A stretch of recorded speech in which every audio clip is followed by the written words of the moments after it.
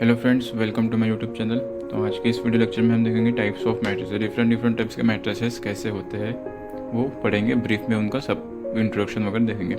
सबसे पहले general basic बातें मैट्रिसेस के बारे में पता होनी चाहिए। कोई भी मैंने मैट्रिक्स लिया जिसमें m इंटू एन, तो m क्या रहता है मेरा हमेशा number of rose and n क्या रहता है नंबर ऑफ कॉलम।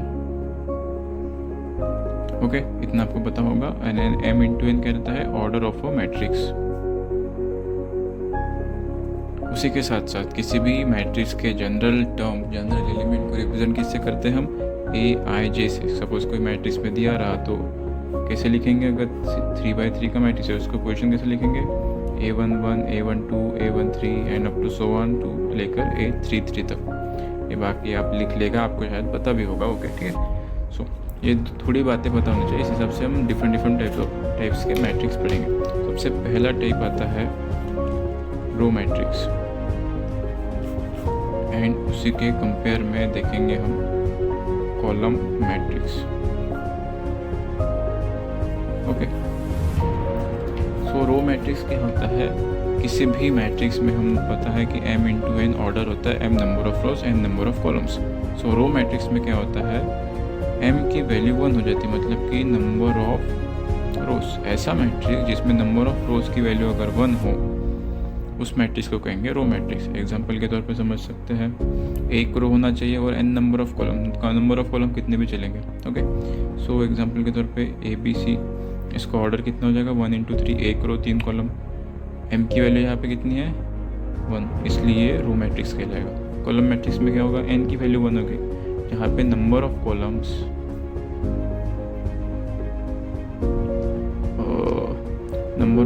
जिसमें 1 होंगे, ऐसे मैट्रिक्स को कहेंगे कॉलम मैट्रिक्स। यानी कि एग्जांपल के तौर पर समझ सकते हैं ABC, इसका ऑर्डर कितना हो गया 3 इंटू 1 क्या है, n की वैल्यू यहाँ पे कितनी 1, इसलिए column matrix.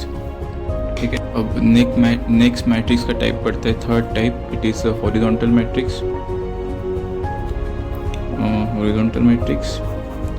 And fourth one is vertical matrix. So horizontal matrix और वर्टिकल मैट्रिक्स क्या होता है देखते हैं।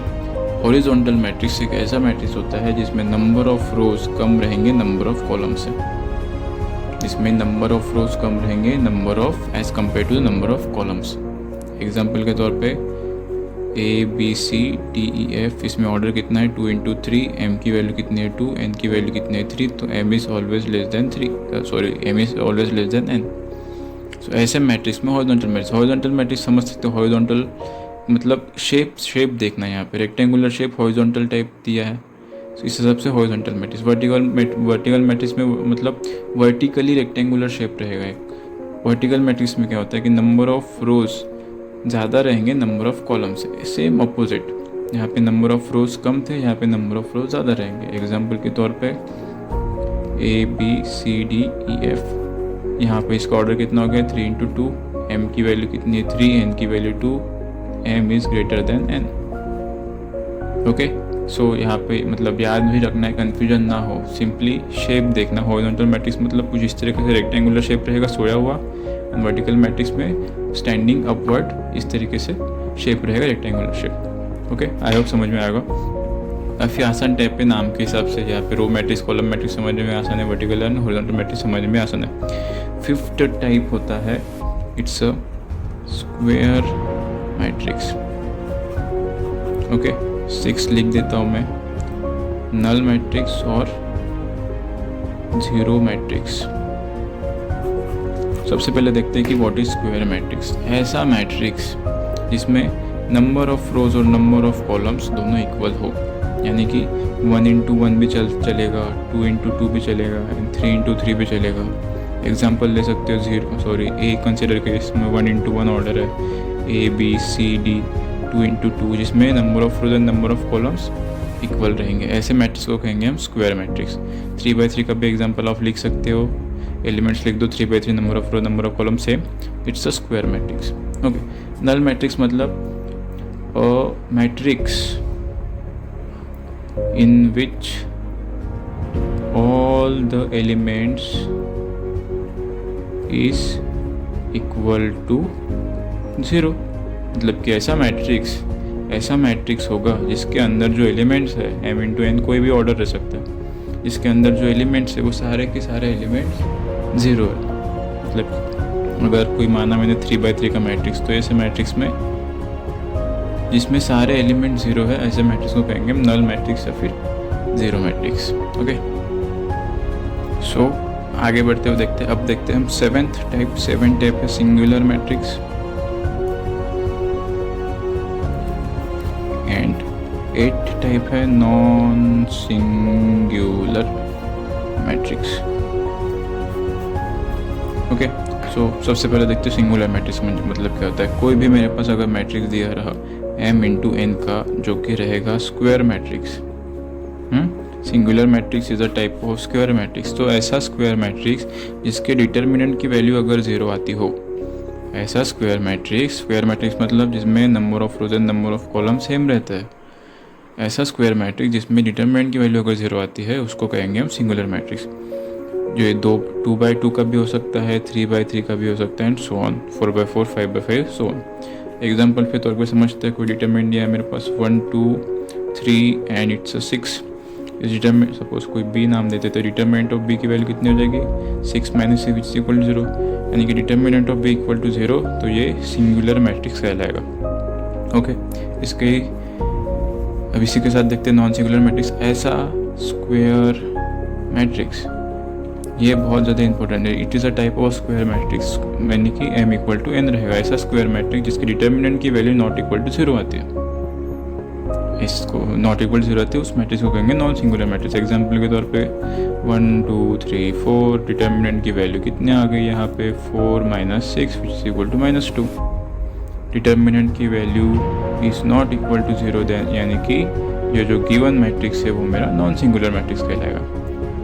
ओके, सिंगुलर मतलब determinant equal to 0, non singular मतलब determinant is not equal to 0। आगे बढ़ते हुए देखते हैं, अभी इट्स 8 हो गया। अब देखते हैं 9 डायगोनल मैट्रिक्स। 10th देखेंगे हम स्केलर मैट्रिक्स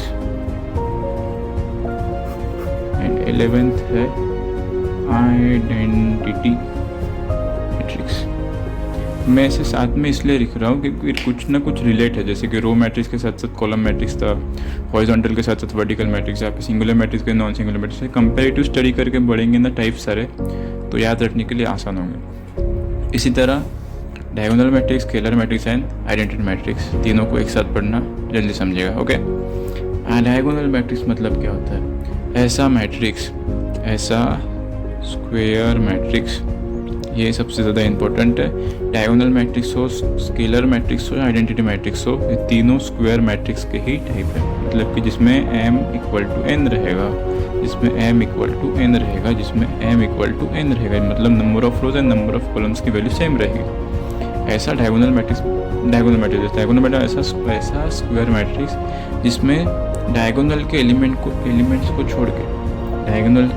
छोड़ के बाकी सारे एलिमेंट जीरो रहेंगे।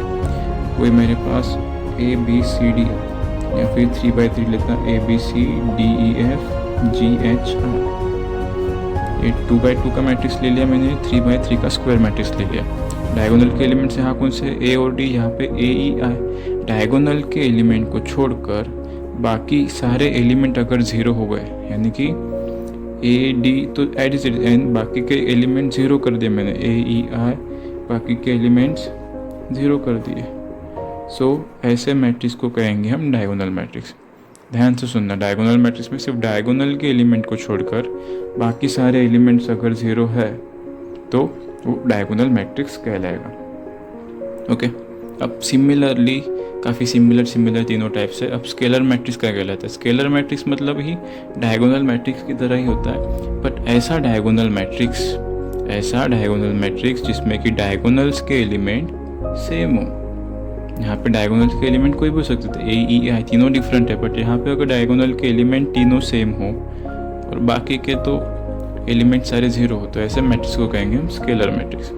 स्केलर मैट्रिक्स को सिंपली कोई A नाम दिया जाएगा, इसको A, सो मतलब रुक जाते हैं, डायगोनल मैट्रिक्स को ही diagonal of A is equal to A E I ऐसा भी लिखा जाता है।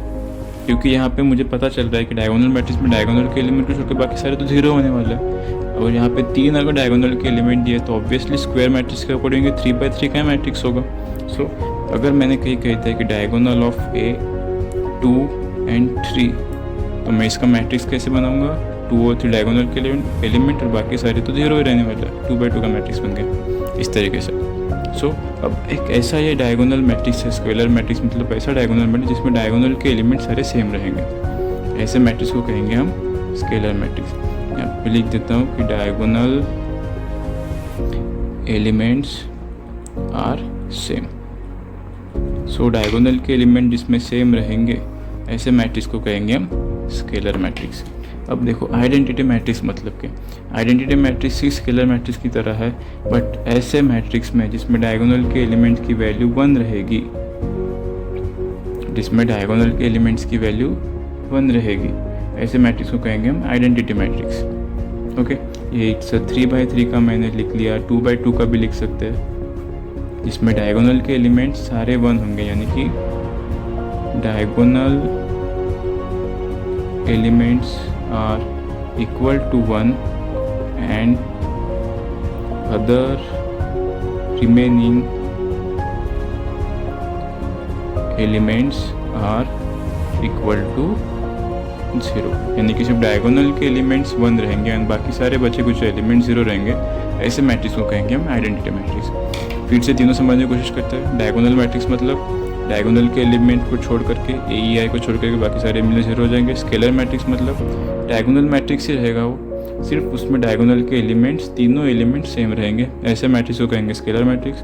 आइडेंटिटी मैट्रिक्स में डायगोनल के एलिमेंट सेम रहेंगे और तीनों की वैल्यू होनी चाहिए 1। ऐसे मैट्रिक्स को कहेंगे हम आइडेंटिटी मैट्रिक्स। ओके, अब आगे टाइप्स और देखते हैं। सो 11 टाइप्स हो गए थे, 12 टाइप है मेरे पास। Lower triangular matrix and 13 type क्या होगा आपको भी पता है, upper triangular matrix. Upper triangular matrix. Okay, so lower triangular matrix और अपर ट्रायंगुलर मैट्रिक्स क्या होते हैं वो देखते हैं। लोअर ट्रायंगुलर मैट्रिक्स मतलब क्या होता है? It is a type of a square matrix. Obviously ये कोई एक स्क्वायर मैट्रिक्स का टाइप रहेगा।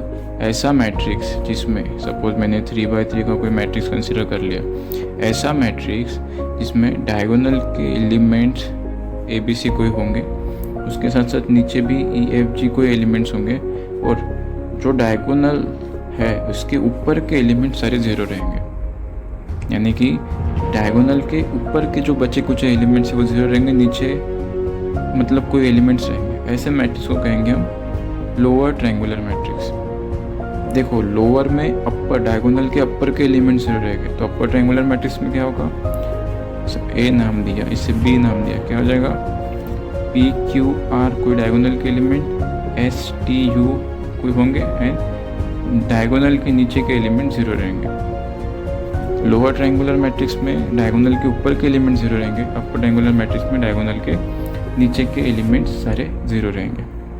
ओके, अब नेक्स्ट 2 टाइप्स और देखते हैं। 14 टाइप है मेरे पास, symmetric matrix and 15 type skew symmetric matrix. Okay, so देखते हैं अभी symmetric and skew symmetric matrix क्या होता है। सिमेट्रिक मैट्रिक्स किसे कहते हैं? कोई भी अगर मेरे पास मैट्रिक्स दिया रहा जो कि स्क्वायर मैट्रिक्स होगा, जिसमें एक स्क्वायर मैट्रिक्स मतलब जिसमें M और N की वैल्यू सेम रहेंगे, number of rose and number of column same रहेंगे। यहाँ पे भी स्क्यू सिमेट्रिक मैट्रिक्स वैसे रहेगा। ऐसा स्क्वायर मैट्रिक्स जो 2 कंडीशन सेटिस्फाइड करेगी। फर्स्ट कंडीशन क्या है कि A transpose is equal to A होना चाहिए, यानी कि किसी मैट्रिक्स का ट्रांसपोज निकालता हूँ मैं तो वो ओरिजिनल मैट्रिक्स ही देना चाहिए, and AIJ is equal to AJI, यानी कि मतलब कि AIJ is equal to AJI, this is the position of that elements. किसी मैट्रिक्स की पोजिशन सपोज A12 लिखा तो A21 के इक्वल होना चाहिए, मतलब A12 पोजीशन पे जो एलिमेंट है वो A21 पोजीशन पे जो एलिमेंट है उसके साथ इक्वल होना चाहिए।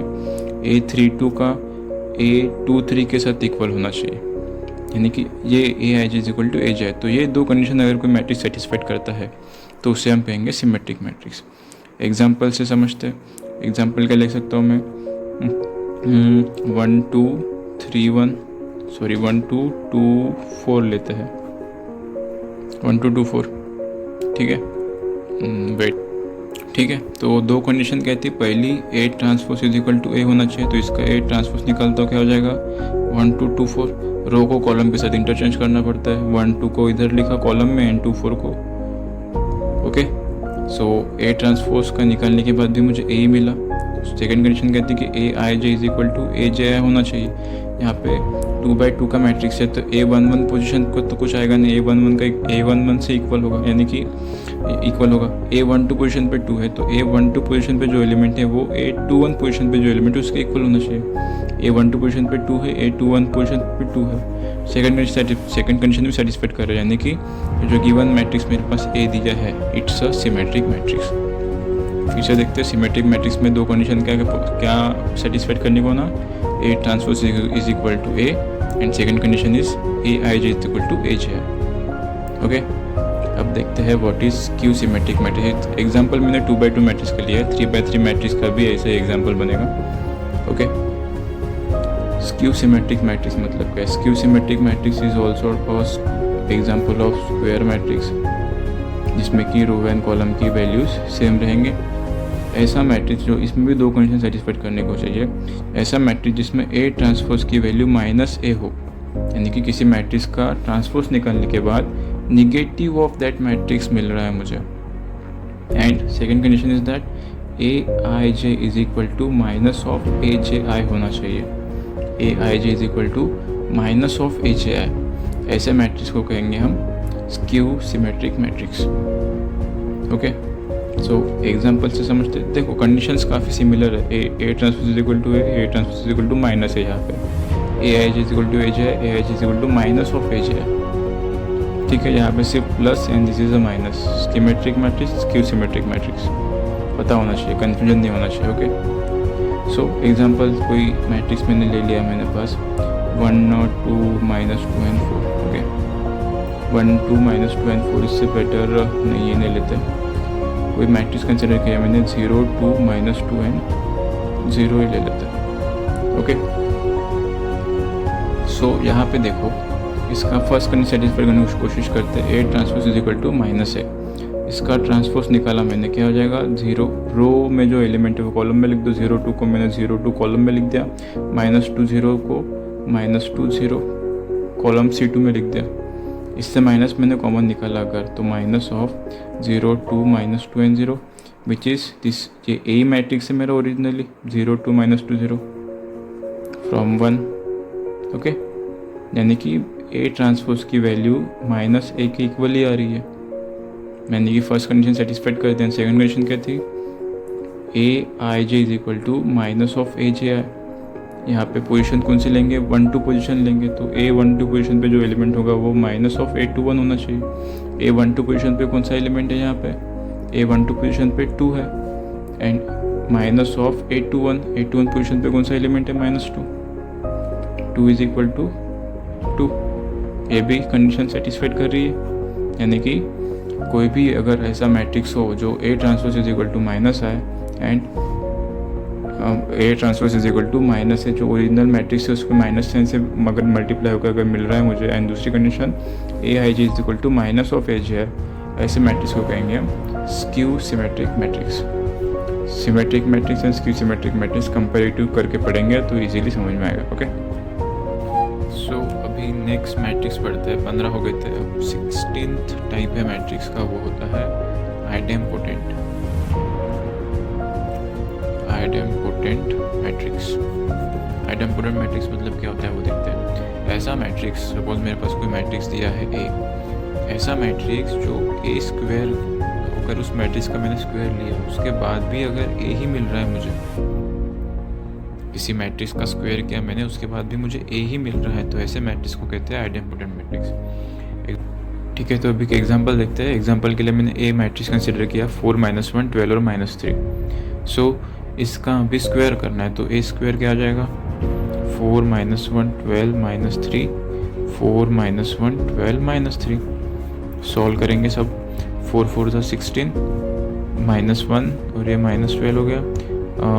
First row second column, minus 4 and this is plus 3, 12 4 ज़ा 48, माइनस 36, सॉरी प्लस 36 आएगा, नहीं माइनस 36 आएगा, and minus 12 and plus 9। Okay, finally solve करेंगे, कितना जाएगा 4 माइनस 1 12 एंड माइनस 3, यानी कि ए ही, मतलब कि ए स्क्वायर करने के बाद भी मुझे ए ही मिल रहा है। तो ऐसे मैट्रिक्स को कहेंगे हम idempotent matrix. Okay, so next type of matrix देखते हैं 17, नीलपोटेंट। Nilpotent matrix.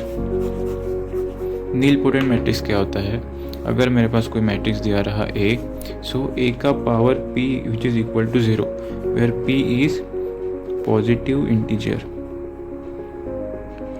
ए का पावर p मतलब p इज पॉजिटिव इंटीजर। कोई पॉजिटिव इंटीजर के लिए ए का पावर मतलब हो सकता है 1 2 3 4 अप टू सो ऑन, ऐसे पॉजिटिव इंटीजर रहेंगे तो 1 के लिए भी 0 मिल सकता है, 2 के लिए भी अगर ए का ए स्क्वायर करने के बाद 0 मिल रहा है, या फिर किसी 3 मतलब 3 पुट करने के बाद ए क्यूब इज इक्वल टू 0 मिल रहा है। तो ऐसे मैट्रिक्स को कहते हैं नीलपोटेंट मैट्रिक्स। एक नीलपोटेंट मैट्रिक्स। और इस यहाँ पे p को कहते हैं index of a matrix. p को इंडेक्स कहेंगे। ओके, तो एग्जांपल देखते हैं। एग्जांपल दिया है 0 1 0 0। अब यहाँ पे a दिया है कोई, तो सबसे पहले a का पावर 1 पुट करने पे 0 नहीं आएगा, a स्क्वायर पुट करके देखते हैं। ओके, सो जब a स्क्वायर निकालता हूँ मैं तो 0 1 0 0 0 1 0 0 कितना आ जाएगा ये 0 प्लस 0, यहाँ पे 0 प्लस 0, यहाँ पे भी 0 प्लस 0 एंड यहाँ पे भी 0 प्लस, यानी कि 0 मतलब 0 मैट्रिक्स मुझे मिल रहा है। इस पे जब p की वैल्यू 2 है तो इसका इंडेक्स कितना हो गया 2 हो गया, और ये नीलपोटेंट मैट्रिक्स कहलाएगा। यानी कि कोई मैट्रिक्स a का power p where p is a positive integer, इस फॉर्म में अगर एक्सप्रेस हो रहा है और इक्वल टू 0 आता हो, 0 मैट्रिक्स मिल रहा हो मुझे, सो ऐसे मैट्रिक्स को नीलपोटेंट मैट्रिक्स कहते हैं।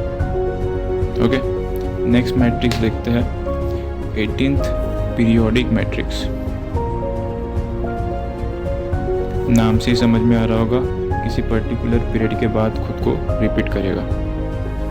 सो पीरियोडिक मैट्रिक्स ऐसा मैट्रिक्स रहेगा जो सर्टन पीरियड के बाद खुद को रिपीट करता है। यानी कि a का पावर k प्लस 1 अगर मैं लूँ तो उसके बाद भी मुझे a ही मिल रहा है, गिवन मैट्रिक्स ही मिल रहा है, where k is period of that matrix.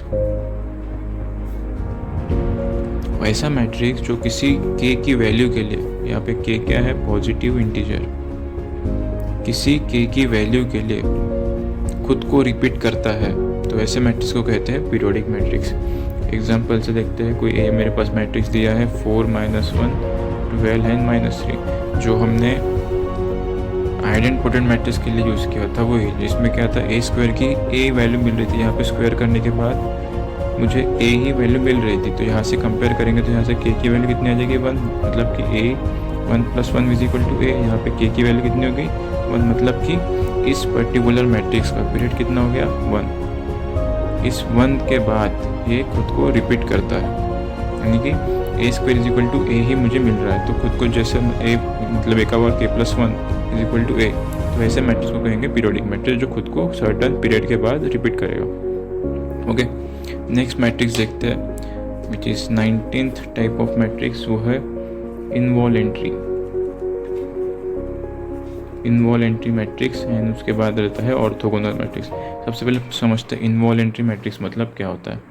ऐसा मैट्रिक्स जो खुद का इन्वर्स हो, यानी कि if A is a given matrix then A inverse is equal to A अगर हो, ऐसे मैट्रिक्स को कहते हैं इनवॉलेंट्री मैट्रिक्स। मतलब कि किसी मैट्रिक्स का इन्वर्स लेने के बाद वही मैट्रिक्स मुझे मिल रहा है, किसी मैट्रिक्स का इन्वर्स लेने के बाद मुझे वही मैट्रिक्स मिल रहा है, ऐसे मैट्रिक्स को कहेंगे इनवॉलेंट्री मैट्रिक्स। या फिर और वी कैन से दैट कि a square become equal to I। अगर किसी मैट्रिक्स का स्क्वायर करने के बाद मुझे आइडेंटिटी मैट्रिक्स मिल रहा है यानी उस मैट्रिक्स को कहेंगे इन्वॉलेंट्री मैट्रिक्स। ये दोनों डेफिनेशन सेम है। यहाँ मतलब ए स्क्वायर को कैसे लिख सकते हैं, मैं ए इंटू ए लिख सकता हूँ मैं, और जब ए इन्वर्स की वैल्यू ए होगी सो ए इंटू ए इन्वर्स, और मुझे पता है ए इंटू ए इन्वर्स क्या होता है, आया होता है, तो वही लिखा है बस यहाँ पे, और कुछ नहीं। दोनों डेफिनेशन सेम है। आप ऐसे भी समझ सकते हो कि कोई मैट्रिक्स का इन्वर्स अगर वही मैट्रिक्स मिल रहा है तो इन्वॉलेंट्री मैट्रिक्स होगा, या फिर कहीं ए स्क्वायर इज इक्वल टू आई दिखाई दे रहा है मुझे तो भी इन्वॉलेंट्री मैट्रिक्स होगा। एग्जाम्पल देखते हैं। कोई एग्जाम्पल दिया है मेरे पास 4 - 1 15 एंड -4। ओके, सो यहाँ पे इसका इन्वर्स निकालना है, तो इन्वर्स कैसे निकालेंगे, minus cofactor and then transpose लेते हैं हम। सबसे पहले माइनर लिखेंगे, m11 कितना हो जाएगा -4, m12 कितना हो जाएगा, m12 कितना हो जाएगा इसका 15, माइनर लिख रहा हूँ मैं, m21 कितना हो जाएगा -1 एंड m22 कितना हो जाएगा 4, c11 कितना हो जाएगा, c11 -4 ही रहेगा, c12 कितना हो जाएगा -15, c21 कितना रहेगा +1 एंड c22 कितना रहेगा +4। आई होप आपको माइनर को फैक्टर निकालना आता हो, ठीक है। अब फाइनली इसको कंटिन्यू करते हैं। तो यहाँ से एडजॉइंट ऑफ ए कितना आ गया मेरे पास, -4 -15, सॉरी -4 -15, यहाँ पे 1 and this is 4। Okay, adjoint के साथ डिटरमिनेंट ऑफ ए भी चाहिए मुझे। डिटरमिनेंट ऑफ ए कितनी वैल्यू हो जाएगी, -16 + 15 which is equal to -1। Agree with me? Okay, so A inverse कैसे लिखूंगा मैं, 1 determinant into adjoint of A is equal to -1, adjoint of A कितना हो गया -4 1 -15 and 4 is equal to 4 -1 15 and -4। Okay, तो यहाँ पे क्या मिल रहा है मुझे, ए इन्वर्स। देखो इस बार ये क्या किसकी वैल्यू मिल गई, ए इन्वर्स, और ए इन्वर्स एंड ए दोनों इक्वल, दोनों सेम है, 4 - 1 15 एंड 4 - 1 15 एंड -4, यानी कि ए इन्वर्स की वैल्यू मुझे ए ही मिल रही है। ऐसे मैट्रिक्स को कहेंगे हम इन्वॉलेंट्री मैट्रिक्स। या फिर हम ए स्क्वायर के भी वैल्यू आप कैलकुलेट करके देख सकते हैं, ए स्क्वायर की भी वैल्यू आइडेंटिटी मैट्रिक्स ही आएगी, उस वे से भी हम प्रूफ कर सकते हैं कि गिवन मैट्रिक्स इन्वॉलेंट्री मैट्रिक्स दिया है। Okay, so this is 19 type of matrix. अब देखते हैं 20 टाइप है, वो है ऑर्थोगोनल मैट्रिक्स। अब हम किसी मैट्रिक्स को ऑर्थोगोनल मैट्रिक्स कब कहेंगे, जब किसी मैट्रिक्स का ए होगा, मतलब ए हुआ, कोई मैट्रिक्स दी है, उसका अगर मैं ट्रांसपोज निकालूँ, ये ट्रांसपोज ही उसके इन्वर्स के इक्वल आ जाए, इन्वर्स के बराबर आ जाए, यानी कि किसी मैट्रिक्स का ट्रांसपोज उसके ही इन्वर्स के बराबर आ जाए, ऐसे मैट्रिक्स को कहेंगे हम ऑर्थोगोनल मैट्रिक्स। अभी मैं क्या करता हूँ, ए को ए ट्रांसपोज से मल्टीप्लाई करता हूँ। तो ए ट्रांसपोज से अगर मैंने मल्टीप्लाई कर दिया तो क्या हो जाएगा, ए इंटू ए ट्रांसपोज, और ए ट्रांसपोज की वैल्यू अगर ए इन्वर्स दी है, अगर मैं कहता हूँ कि अगर वो ऑर्थोगोनल मैट्रिक्स है तो ए इंटू ए ट्रांसपोज की वैल्यू ए इन्वर्स के बराबर है, तो यहाँ पे लिख दिया मैंने, तो A into A inverse is equal to I, मतलब कि अगर कोई ऑर्थोगोनल मैट्रिक्स है तो ए डॉट ए ट्रांसपोज की वैल्यू आइडेंटिटी मैट्रिक्स आनी चाहिए। जैसे कि मैंने पोस्ट मल्टीप्लाई किया है, मैं प्री मल्टीप्लाई भी कर सकता हूँ, यानी कि ए ट्रांसपोज इंटू ए भी कर सकता हूँ, और ए इन्वर्स ए ट्रांसपोज की वैल्यू ए इन्वर्स थी। देखो, pre multiply and post multiply matrix में दोनों का अलग अलग रिजल्ट होता है, इसलिए पोस्ट मल्टीप्लाई भी करके देखा, प्री मल्टीप्लाई भी करके देखा। ओके, और मुझे पता है कि A inverse into A is equal to भी आई होता है, ए डॉट ए इन्वर्स या फिर A inverse dot A is equal to हमेशा आइडेंटिटी मैट्रिक्स ही रहेगा। किसी मैट्रिक्स को प्री मल्टीप्लाई करो या पोस्ट मल्टीप्लाई करो किसी भी इन्वर्स से, उसी के इन्वर्स से, तो हमेशा आइडेंटिटी मैट्रिक्स ही देता है। इसलिए जब मैंने पोस्ट मल्टीप्लाई किया और जब मैंने प्री मल्टीप्लाई किया, दोनों केस में मुझे आइडेंटिटी मैट्रिक्स ही मिला। यानी कि मैं फाइनली एंड रिजल्ट क्या कह सकता हूँ, एक तो किसी मैट्रिक्स का मतलब ट्रांसपोज निकालने के बाद वो ट्रांसपोज किसी उसी मैट्रिक्स के इन्वर्स के बराबर हो तो ऑर्थोगोनल मैट्रिक्स कहेगा, या फिर ए डॉट ए ट्रांसपोज और ए ट्रांसपोज डॉट ए ये किसी आइडेंटिटी मैट्रिक्स के बराबर हो जाए तो उसे हम ऑर्थोगोनल मैट्रिक्स कहेंगे। एग्जाम्पल से समझते हैं। एग्जाम्पल मेरे पास दिया है -1 0 0 एंड 1, सो इसका ट्रांसपोज निकाल लेते हैं। ट्रांसपोज क्या हो जाएगा, -1 0 0 and 1। Agree with me, transpose भी वही रहेगा। So A dot A transpose करके देखते हैं क्या आ जाएगा, -1 0 0 1 मल्टीप्लाई बाय -1 0 0 1। कितना हो जाएगा यहाँ से, -1 प्लस 1 प्लस 0, यहाँ पे 0 प्लस 0, यहाँ पे 0 प्लस 0 एंड यहाँ पे 0 प्लस 1, यानी कि 1 0 0 1 which is equal to identity matrix. यानी कि A इंटू A ट्रांसपोज की वैल्यू मुझे किसके बराबर मिली, आइडेंटिटी मैट्रिक्स के बराबर मिली। ऐसे मैट्रिक्स को कहेंगे हम ऑर्थोगोनल मैट्रिक्स। फिर से देखो, किसी मैट्रिक्स का अगर ट्रांसपोज उसके इन्वर्स के बराबर हो तो, या फिर A डॉट A ट्रांसपोज या फिर A transpose dot A pre multiply करो या पोस्ट मल्टीप्लाई करो, दोनों का आंसर आइडेंटिटी मैट्रिक्स आना चाहिए। ऐसे मैट्रिक्स को कहेंगे हम ऑर्थोगोनल मैट्रिक्स। ओके, तो अभी नेक्स्ट टाइप ऑफ मैट्रिक्स देखते हैं विच इज़ 21 है हर्मिटियन MITN हर्मिटियन मैट्रिक्स। तो हर्मिटियन मैट्रिक्स का मतलब क्या होता है वो समझते हैं। सबसे पहले उसके पहले हमें एक बात समझनी पड़ेगी कि रियल मैट्रिक्स मतलब क्या होता है, जिसमें जो मैट्रिक्स के जो अंदर के एलिमेंट्स है वो सारे रियल नंबर्स रहेंगे। और मैंने कहा कि अगर कोई कॉम्प्लेक्स मैट्रिक्स दिया है तो उसके अंदर कॉम्प्लेक्स नंबर्स रहेंगे, कॉम्प्लेक्स एलिमेंट्स रहेंगे, मतलब कि आयोटा का इन्वॉल्वमेंट होगा वहाँ पे, ठीक है।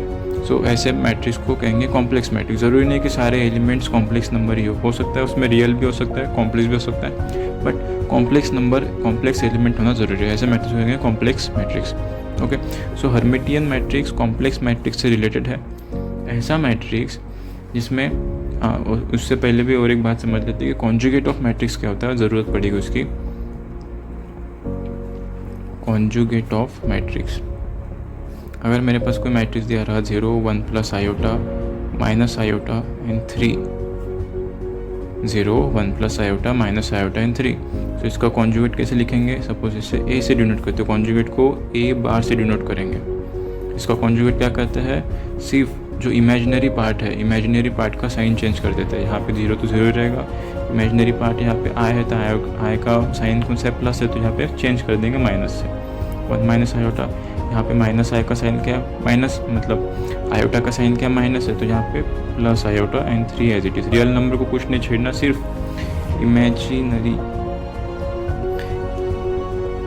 इमेजिनरी पार्ट में जो भी कॉम्प्लेक्स नंबर मतलब इमेजिनरी पार्ट जो होगा उसका सिर्फ साइन चेंज करना है।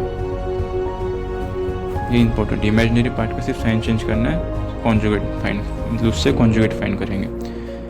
3 minus iota 1 plus 5 iota and 6 अगर लिखा है मैंने, B कोई मैट्रिक्स दिया हो तो B कॉन्जुगेट कैसे लिखेंगे, 3 plus iota 1 minus 5 iota and 6। Okay, समझ गया होगा। ओके, सो अभी देखते हैं हर्मिटियन मैट्रिक्स मतलब क्या होता है। तो हर्मिटियन मैट्रिक्स मतलब क्या होता है, कोई भी मेरे पास अगर मैट्रिक्स रहा A, क्या करेंगे, उस A का A ट्रांसपोज फाइंड करेंगे, उसके बाद A ट्रांसपोज का कॉन्जुगेट फाइंड करेंगे, और अगर वो A ट्रांसपोज का कॉन्जुगेट फाइंड करने के बाद मुझे अगर ओरिजिनल A मैट्रिक्स ही मिल रहा है, सो ऐसे मैट्रिक्स को कहेंगे हर्मिटियन मैट्रिक्स। फिर से देखो, A कोई मैट्रिक्स होगा मेरा, A कोई कॉम्प्लेक्स मैट्रिक्स होगा जिसमें कि कॉम्प्लेक्स नंबर्स रहेंगे। ओके, ऐसे मैट्रिक्स का मैंने ट्रांसपोज निकाला, उस ट्रांसपोज का मैंने कॉन्जुगेट निकाला, जो कि अगर A के बराबर आ जाए तो उसे हम कहेंगे हर्मिटियन मैट्रिक्स। एग्जाम्पल से समझो, कोई मेरे पास ये मैट्रिक्स दिया है 3 7 plus 2 iota 7 minus 2 iota and minus 2। Okay, सबसे पहले A ट्रांसपोज निकाल लेते हैं। कितना हो जाएगा A transpose, 3 7 plus 2 iota 7 minus 2 iota and minus 2 as it is. A transpose हो गया। A ट्रांसपोज का भी कॉन्जुगेट निकाल लो, क्या जाएगा कॉन्जुगेट, सिर्फ इमेजिनरी पार्ट का साइन चेंज करना है, 3 as it is. 7 plus 2 iota हो जाएगा माइनस 2 आयोटा का plus 2 iota, 7 minus 2 iota sorry plus 2 iota का इस बार माइनस 2 आयोटा हो जाएगा, माइनस 2 एज इट इज़। ये दोनों मैट्रिक्स को कंपेयर करो, दोनों मैट्रिक्स सेम है, मतलब कि A ट्रांसपोज का कॉन्जुगेट निकालने के बाद भी मुझे A ही मिल रहा है, ओरिजिनल मैट्रिक्स ही मिल रहा है। सो ऐसे मैट्रिक्स को कहते हैं हम हर्मिटियन मैट्रिक्स। ध्यान से देखना, सिर्फ इतनी स्टेप लिखे, यही इंपॉर्टेंट है। कोई मैट्रिक्स हो, उसका ट्रांसपोज निकालो, उसका ट्रांसपोज का कॉन्जुगेट निकालने के बाद अगर ए ही मिल रहा है मुझे, सो उसको कहेंगे हम हर्मिटियन मैट्रिक्स।